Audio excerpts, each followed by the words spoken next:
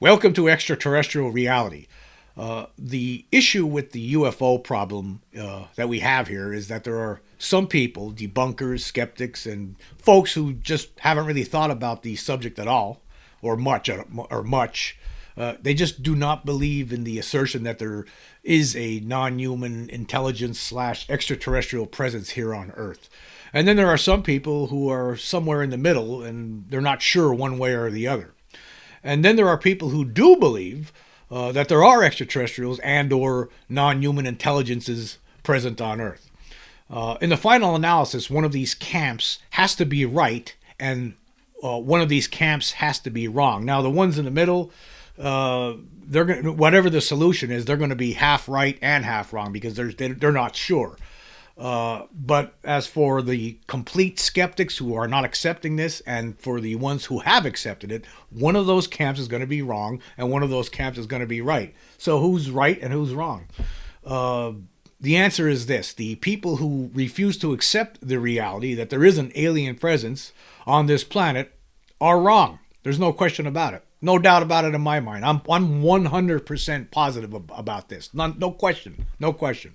The people who have come to terms with this fact that there is something here, that there is an extraterrestrial and or non-human intelligence among us, they're 100% correct. No doubt about it.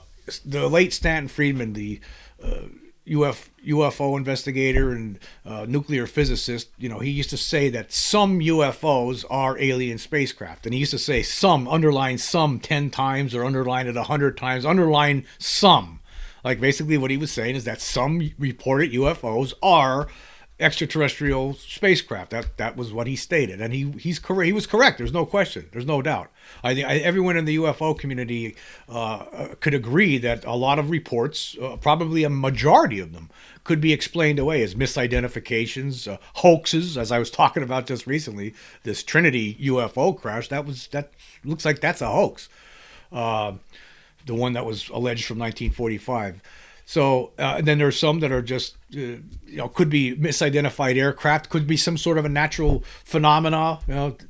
I think people in the UFO community are smart enough to accept the situation with regard to this. A lot of these sightings that people talk about, there could be some prosaic explanation for them. But then there are others where there's no prosaic explanation. But really, in a way, extraterrestrial explanation should be considered prosaic because it's a reality. There's nothing really far-fetched about it when you really think about it. But that's the case. Those people are the people who are not accepting this are wrong. They're wrong. No question about it. At some point, like a lot of these experts out there, like for instance, Neil deGrasse Tyson, who doesn't embrace this concept that it is real, that there's something here. There's not enough evidence, according to him. He hasn't done his research on this because he would come to a different conclusion if he researched just a little bit more deeply. I mean, there's the physical trace evidence. There's the pictures, the videos, film over the years. We talk about this all the time. There's the cattle mutilations, which we still have no one could say with assurance that it's not extraterrestrials, and they could haven't been able to prove thus far that it's natural predators or satanic cults, right? None of that stuff, because it's extraterrestrial. There's been UFOs reported around cattle mutilations, so it's some of these cases, right? There's a percentage of these cattle mutilations most certainly where extraterrestrials are responsible or whatever non-human intelligences. It's like, I don't know. For all I know, right, I could be wrong at some point in the future. I could be wrong about that it's extraterrestrial. I believe that these things are extraterrestrial, that they're not of this planet. That's my belief.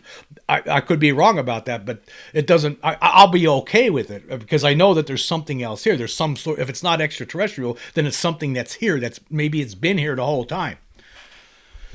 Maybe there's some non-human intelligence living on this planet that colonized it before we were here. Maybe, for all we know, maybe they were here the whole time. I don't know, but I don't see that. I don't believe that. I could be proven wrong in the future, but I believe it's extraterrestrial. I've seen one of these beings. I've encountered one of these beings, so I know for a fact, right? There's no question in my mind. I know I'm right. When you hear skeptics out there telling you that there's nothing to this, there's not enough evidence, and all this on and on and on, well, they're not considering all the evidence. There's most certainly evidence that the governments of the world have been covering this up for a long time. The governments of the world, since at least the late 1940s, know about this, and they've been covering it up ever since. There's no question. If you do the research, anybody who would do the research and put the time in would know that this is real, that there's no question that there's a cover up, that there's most certainly factions within different governments of the world that are studying this secretly. There's no doubt. And there's no doubt that a lot of these people who have who have encountered extraterrestrials up close, whether they were abducted or whether they just came upon them, or a lot of those stories, right? Some of those stories are true. Just like Stanton Friedman says, he said some UFOs are extraterrestrial spacecraft. Now, some of the other ones, misidentifications, could be whatever. Somebody could see a hawk flying in the distance and think, wow, look at that black dot way up in the sky there. What is that? That could be a UFO. And then they think that's what it is, but really it's just a hawk floating around. But then, okay, that's a misidentification. You could throw them into the mix, or somebody could see some kind of a weird looking lenticular shaped cloud and think it's something from outer space. Okay, it's just a cloud. People in the UFO community understand that there are misidentifications. Then there could be some just outright hoaxes. There's people pull hoaxes for whatever reason. That's what human beings do. Sometimes they just invent things, stories. Some people are just crazy, mentally unhinged. They'll say all these weird things. Have you ever talked to somebody who's suffering with a paranoid schizophrenic, for instance? They'll tell you all sorts of insane stories, things that aren't true, that aren't true. There's a lot of different reasons for some of these sightings, but some of them, there's no question about it. There's a percentage of them that are real. There's just no doubt about it. So these people are wrong. The skeptics, the debunkers, they're going to be on the wrong side of history. At some point, the whole world, everyone in the world is going to know. They're going to be presented with information, undeniable information. Now, although I do believe it exists right now for anybody who wants to do the research. Again, the physical trace cases where these things land and leave marks in the ground, burn the vegetation, and then take off again. Footprints from these beings that were left behind. Sometimes multiple witness cases. There's the Phoenix Lights incident where there was at least probably about 1,000 different witnesses to giant craft floating around Phoenix and the greater Phoenix area back in 1997. There's just too much evidence out there at this point. There's all the videos. Not all the videos out there or pictures and stuff are hoax. There's no question about it. There's no way that all of them are hoax. Some of these things are real. There's multiple witnesses in a lot of these cases. So the people who are telling you that there's not enough evidence out there, they are wrong, and they're wrong about this whole reality. The reality of the situation is that there's something here. There are certain people within governments of the world that know this for a fact and can show you and can prove it to you once and for all, but they're not doing it. They're keeping it a secret for whatever reason, reverse engineering, fear of panic, whatever, right? But it's no question about it. But I am here to tell you, it's real. This is part 2 to Stanton Friedman's comment. He said some UFOs, underline some, 10 times, 100 times, 1,000 times, whatever you want to do, underline some. He was stating that some are extraterrestrial spacecraft. I'm telling you right now, there is an extraterrestrial / non-human intelligence presence on this planet right now. It's been here for we don't know how long, but it's here, right? And underline it's real. That's what I'm telling you. It's real. Underline it 10 times, 100 times, whatever you have to. It's real. So this is the point I want to make today. I want to make this point that there are people out there who get confused about this, and there really should be no confusion. The information is out there for anyone who has a modicum of intelligence, a modicum of critical discernment would look at this and know that there's something to this, that there's no question about it, that there's an extraterrestrial presence here. Governments have been gaslighting people for decades now about this, while they're secretly studying it, trying to reverse engineer recovered crashed craft in secret. It's real, folks. It's real. Underline real. Just think about it. It's real. And anybody who says otherwise, they're wrong. They're wrong. Again, there has to be somebody who's right about this and somebody who's wrong about this. The people who have accepted this, the people who have done the research, the people who have the experiences themselves, right? They're right. Everybody else who says otherwise are wrong. You think about Neil deGrasse Tyson, like he goes on all these TV shows. He basically serves as a debunker in chief, basically, because he's probably the most popular figure out there that does this these days. I mean, he precedes actually Carl Sagan, another famous astronomer, astrophysicist, who talked about this and debunked it without doing all the research like he should have. But now we have Neil deGrasse Tyson. In the future, at some point, right, people are going to look back 100 years from now, maybe. They're going to look back on this. They're going to say, wow, that guy was an idiot. How could he have not accepted this? How could he just dismiss it out of hand? How could he not see the reality of this? What did he do his research? That's going to be questions that people are going to be posing 100 years from now. It's like Stanton Friedman in his book, and I've brought this up a number of times. Let me put my glasses on so I could talk about this. In 1903, Simon Newcomb, one of the top American astronomers of the 19th century, published a paper in which he showed that flight by man using anything other than a balloon was impossible. His paper clearly showed that he knew much less about flight than did two bicycle mechanics named Wilbur and Orville Wright, who first flew a heavier-than-air vehicle at Kitty Hawk, North Carolina on December 17, 1903, less than 3 months after Newcomb's article was published. When notified about this historic event, he, similar to many others, had trouble believing that such a flight had occurred. There was no TV or radio reporters back then. He also claimed that, although perhaps a pilot had flown a heavier-than-air vehicle, it would certainly never carry any passengers. Okay, so that's Simon Newcomb's legacy now. To me, I don't know. They say he was a noted astronomer of the 1800s. Okay, that's fine and dandy, I guess. But I think as far as anybody should remember this guy, look at he's told everyone just 3 months before the Wright brothers flew that plane that it's impossible. That's what's going to happen here with Neil deGrasse Tyson and all these other people out there who are saying things like it's not real, or people who are consistently trying to say that there's no evidence to this. That's what's going to happen. That's how foolish they're going to look. It's coming.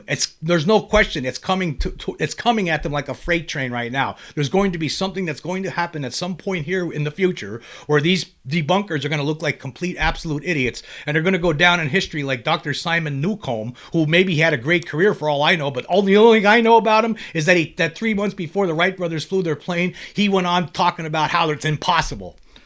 That's how Neil deGrasse Tyson is going to look. There's a way right now. These people, if they did their research, they could avoid this fate. They don't want to become another Simon Newcomb, another footnote in some book like this. Maybe 100 years from now, somebody doing a similar podcast like I'm doing right now is going to be making a laughing stock out of them, because that's what's going to happen. These people are not going to be considered serious once the truth finally comes. Once the anvil drops, it's coming. It's gonna happen. There's no doubt about it. There's no question. I'm 100% correct on this. 100. They have zero. This is what the situation is. Let me describe it. I used to give the poker analogy before. Here's a new one. How about I'm the dealer in a game of blackjack, right? And for eternity, I'm going to have 21, and they're just going to keep losing. The debunker across from me that's playing against me in this game of blackjack that I'm talking about, it's like they're caught in a time causality loop, and I'm just going to keep on winning over and over and over and over and over again for all time. I know I'm right, and I know that they're wrong. People like Stephen Greenstreet, complete absolute idiot. People like Mick West, he does some good analysis here on there on some of these things, but he's trying to debunk the entire subject by doing what he does. These people are disingenuous, and they're fooling people. They're fooling themselves, perhaps. I don't know. Maybe some of them are working for the government. I don't think so, but some people say that. I don't think so. I just think they're making fools out of themselves. They don't like this idea of this extraterrestrial presence. They hate it. They despise it, and they don't want to even go there. They dismiss the data any data that goes against their hypothesis on anything. It's never presented. They don't admit to anything. They don't want to even go there. They want to pretend it's not real. That's the situation we're looking at, folks. So if you're someone who knows that there's something going on here, that there is an extraterrestrial / non-human intelligence presence, guess what? I have great news for you. You are on the right side of history. No doubt about it, because it's real. Underline it 10 times, the real part. 10 times, 100 times. It's real. If you're not on this side and you're with the skeptics and debunkers and you're making a fool out of yourself on the internet right now, guess what? You're going to be a footnote in history. You're a laughing stock. I already know this for a fact. Guaranteed. Anyway, I just want to get that out of the way here. It was something I was thinking about for the last couple of days. I think people need to understand it's real. It's real, despite what the Pentagon and all the kind of stuff that they've been telling you about.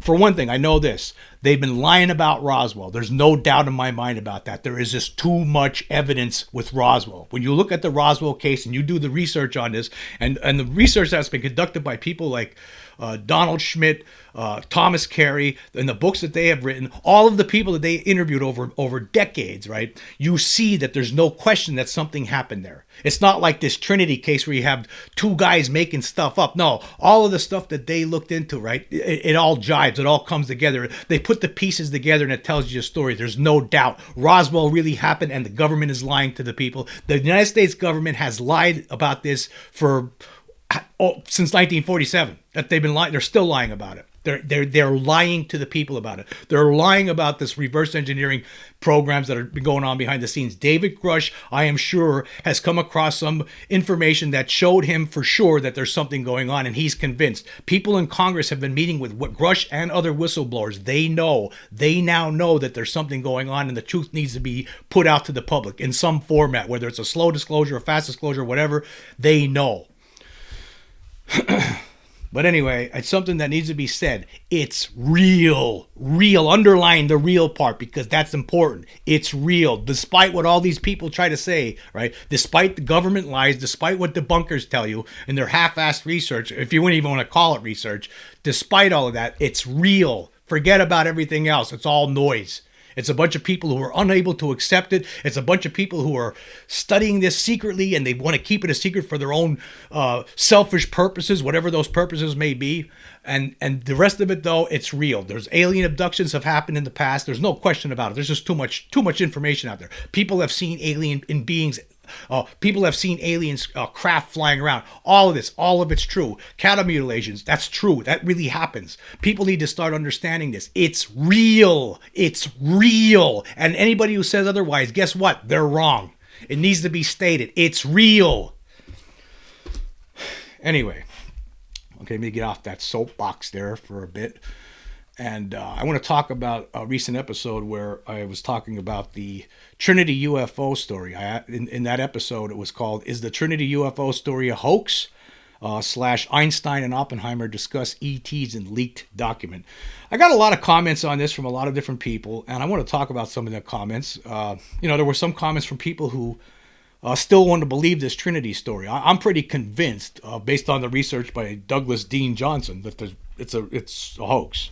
There's just no doubt in my mind that that's I give it, there's a 1.3% chance of it being real at some point. If somehow Jacques Vallée could come up with some additional information to prove otherwise, this is a hoax. It's just a hoax. I thought that Douglas Johnson did an excellent job at showing why this is a hoax. There's just no question about it. There was more holes in that story, like I said, than a block of Swiss cheese. And I just want to point something out. Vallée, he needed to do a better job, I thought, with that, and he didn't. And because he didn't do his due diligence completely. And I want to point out how that's not the case with other researchers. I was just talking about Roswell before, including Witness to Roswell by Thomas Carey and Donald Schmidt. One of the key witnesses that you probably heard about a lot over the years is the funeral director, funeral parlor guy, Glenn Dennis. He's now passed away. But Thomas Carey and Donald Schmidt, in their book Witness to Roswell, they made it clear that they can't trust that guy because he told a lie. Even though they do, it seems like they believe some of the story that he told. According to Glenn Dennis, he was contacted in early July of 1947 by someone from the Roswell Army military hospital, wondering if how quickly he could come up with some child-sized caskets, right? And then he was when he was visiting the military hospital, a nurse that he knew came running out of one of the operating rooms and was all had a towel over her face. She was all upset, and Glenn said she warned him to get out of there or he's going to get in trouble. And so he tried to get out of there, and he was approached by some MPs who basically threatened him, calling him SOB, and said if he doesn't get out of here, they'll be picking some bones out of the sand and whatnot. And then he met with this nurse a couple days later, within the next couple of days, apparently, in a little military officers club, and he was talking with her, and she told him what she saw. They were doing an autopsy on, there were 3 dead alien beings, and she described them in detail to him, to Dennis, that these beings had like only 4 fingers on their hands with such suction cups on the fingertips. That was horrible. The stench was terrible, and there was a story that this nurse told Glenn Dennis. So years later, when Roswell investigators were looking for people to find out if the Roswell story was true or not, Glenn Dennis was one of the people who stepped forward and talked about the story. You've seen him on all different kinds of interviews throughout the years. But what one of the things was, he said that this nurse, he said that her name was Naomi Self, and that she ended up getting killed in a plane crash shortly after this incident. And researchers couldn't find anyone by that name, and they also couldn't find any records of this alleged plane crash. So this is what they wrote in their book about Glenn Dennis, in their book Witness to Roswell.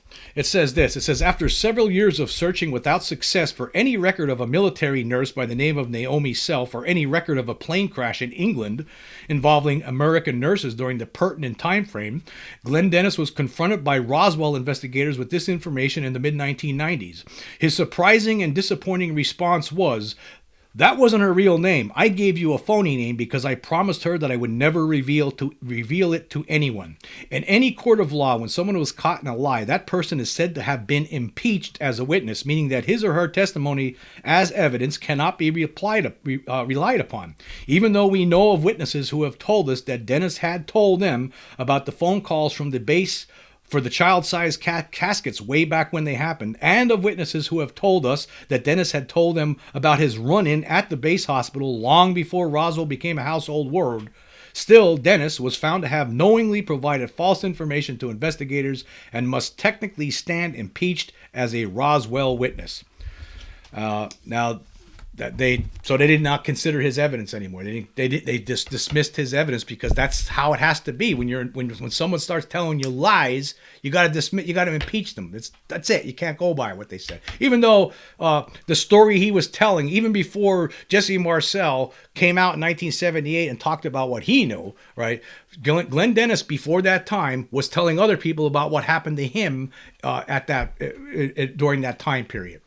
But they dismiss him because, for whatever reason, he said that he didn't give the right name because he promised this girl that he would never say her name, and so he lied. He shouldn't have done that. He should have been more upfront about what he said. So you understand. See, that's the difference between some UFO investigators.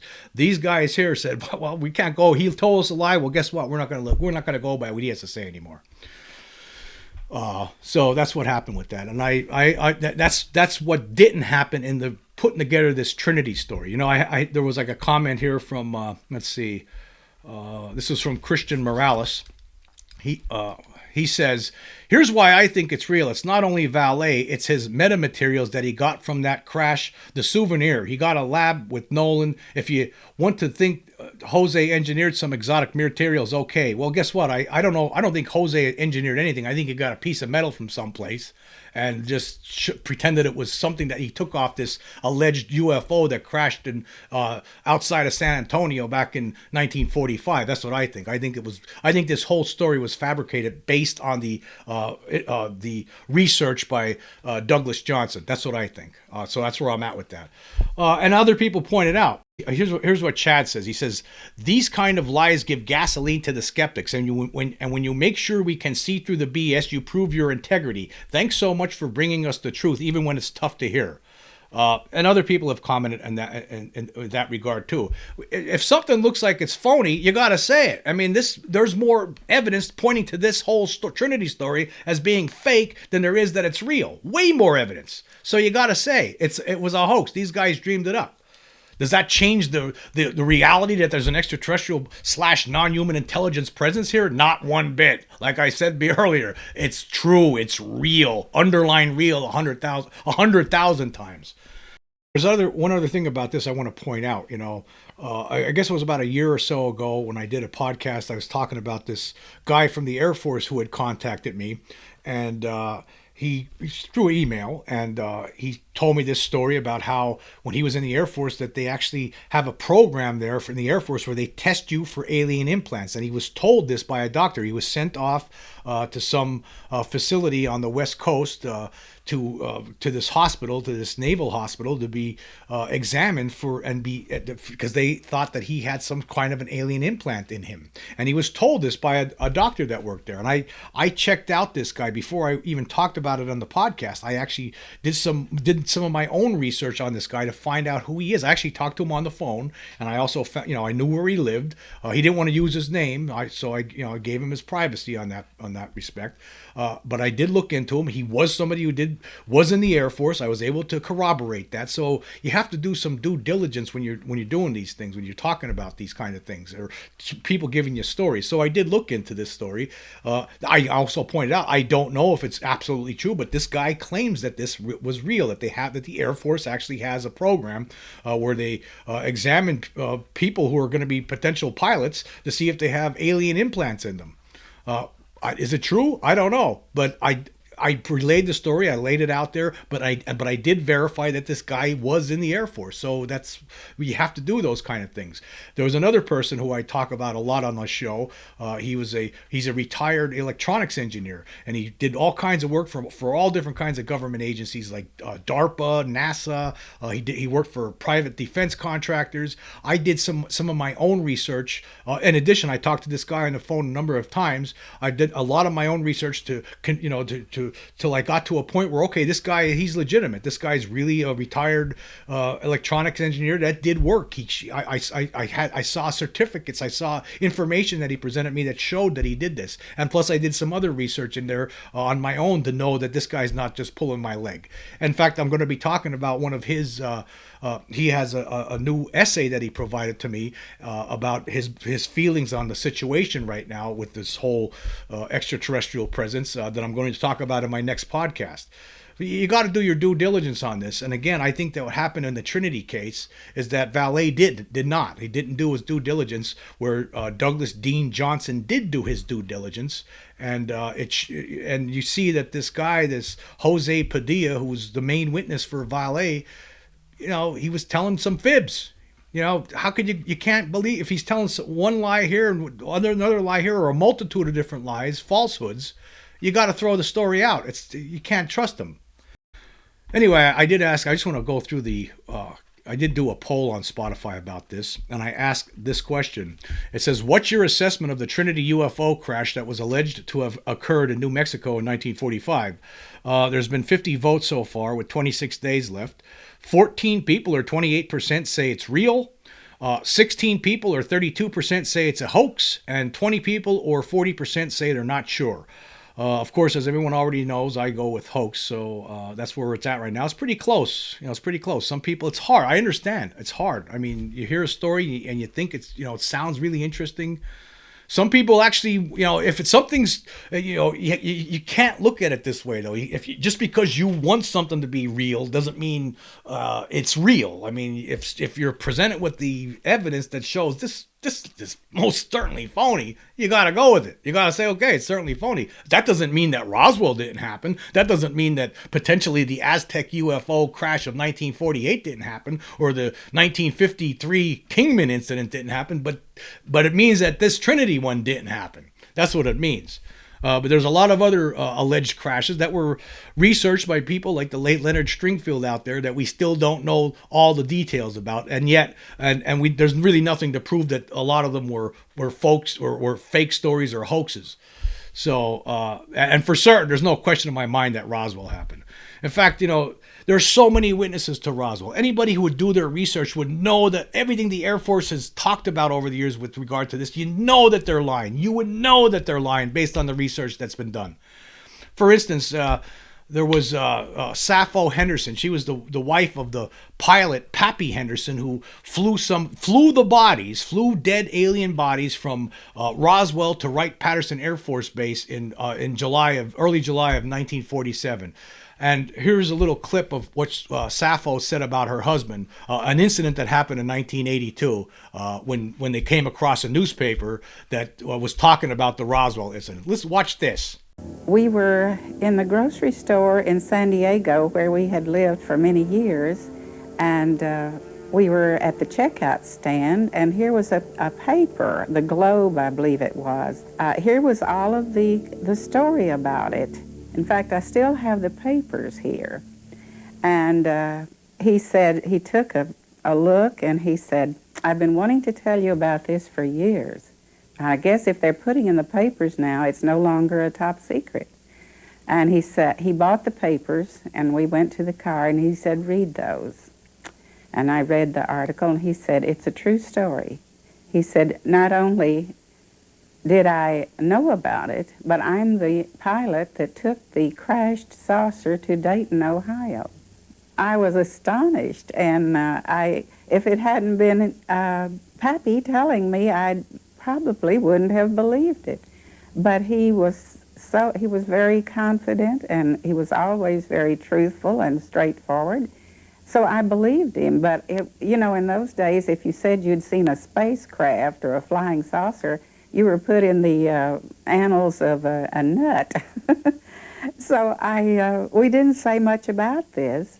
But years before, when people would ask him what he thought about flying saucers, his answer was, "There's something to it." You just watched a true story. You just heard a true historical account there. That person was telling you the truth. Her husband actually internalized that whole thing for years and then told her in 1982 when he thought it was okay because it was in the newspaper. That's what happened there. And he actually, if you look at the literature on this, he actually talked about what they looked like. He said they reminded him of Casper the Friendly Ghost. These things weren't human. It really happened. It's Roswell. That Roswell crash incident, it's real. Underline it 100 times. It's real. The Air Force is lying. They're still lying. They're lying all these years. They're not telling you the truth about this. The government, or maybe it's even out of the Air Force's hands by this point, but somebody within the Pentagon is still lying to you about Roswell. They're lying. Roswell really happened. Do your homework on it before you start spouting nonsense. Or look at the bogus story on Wikipedia that's basically under the control of those guerrilla skeptics, because they don't want it to be real. They form that story to make it look like it's a hoax, to make it look like it's, or not a hoax, but make it look like it didn't really happen, that people got confused between balloons and anthropomorphic dummies. That's what they try to do. But there's no question about it. The Roswell incident happened, and beyond. There's been other crashes. There's no question about it. There's been other crashes that have occurred, and there have been countless encounters that people have had with alien craft up close and personal, or the alien creatures themselves. It's because it's real, folks. It's real. And we're being gaslighted by people that we put into power. That's what's happened here. We're being gaslighted, and they continue to do it. They're not telling you the full truth. They're pretending like, "Oh yeah, we're still looking into this. Oh yeah, all these years later. Oh, we're still looking into it. Oh, it's no years ago. Oh, we looked at it. There's no reason to look at this scientifically." And now all these decades later, over 50 years later, they're saying, "Oh yeah, we're looking at it to try to figure out what could be a threat and what's not a threat. Maybe it's China. Maybe it's Russia." They know better. They're just gaslighting you. They're telling you lies because it's real. There are things here that are smarter, more technologically advanced than human beings. That's what's going on here. Anyway, I just want to catch up on some of the other polls I've done recently here. For the episode, Pentagon Preparing to Offer Fifth Explanation for the Roswell UFO Crash, I asked this question: which is the most preposterous explanation for the Roswell UFO crash so far? Crash flying disc, weather balloon, or mogul balloon plus dummies. Okay, 2 people, or 2.7%, say mogul balloon. 10 people, or 13.7%, say weather balloon. 17 people, or 23.3%, say crashed flying disc. And 44 people, or 60.3%, say mogul balloon plus dummies. So as you can plainly see, a vast majority of the respondents have indicated that when you combine it all together, all of the excuses offered by the Air Force over the years, weather balloon, and mogul balloon plus dummies, that's the most, those combined, they offer the most preposterous explanation for the Roswell UFO crash. The crash flying disc, that's the least preposterous explanation for the Roswell UFO crash. That's what this says. If something crashed in the desert outside of Roswell in 1947, and it was not balloons or anthropomorphic dummies or mogul balloon. No, there was some sort of something from another world carrying beings from not human that were flying in a disc. That's what crashed out there. That's what crashed out there. Any other story that anybody tells you, it's a lie. Okay, moving on to the next one. For the episode, investigative journalist, end quote, paints UFO disclosure advocates as violent extremists. I asked this question: what word best describes Dave Troy's take on the UFO community and disclosure advocates? As you all know, this guy tried to make lumped everyone in from the UFO community as a bunch of people who are about to cause violence because of their beliefs, which is complete, absolute nonsense and complete bogus. This guy's an idiot. This Dave Troy, he calls himself an investigative researcher, investigative journalist. No. He's none of those things. He's a poser. But anyway, there's been 42 votes so far. 2 people, or 4.8%, say moronic. That's the best word that describes this guy. 4 people, or 9.5%, say delusional. 4 people, or 9.5%, say wrong. 11.9%, or 5 people, say idiotic. Let's see here. 8 people, or 19%, say ignorant. 23.8%, or 10 people, say uneducated.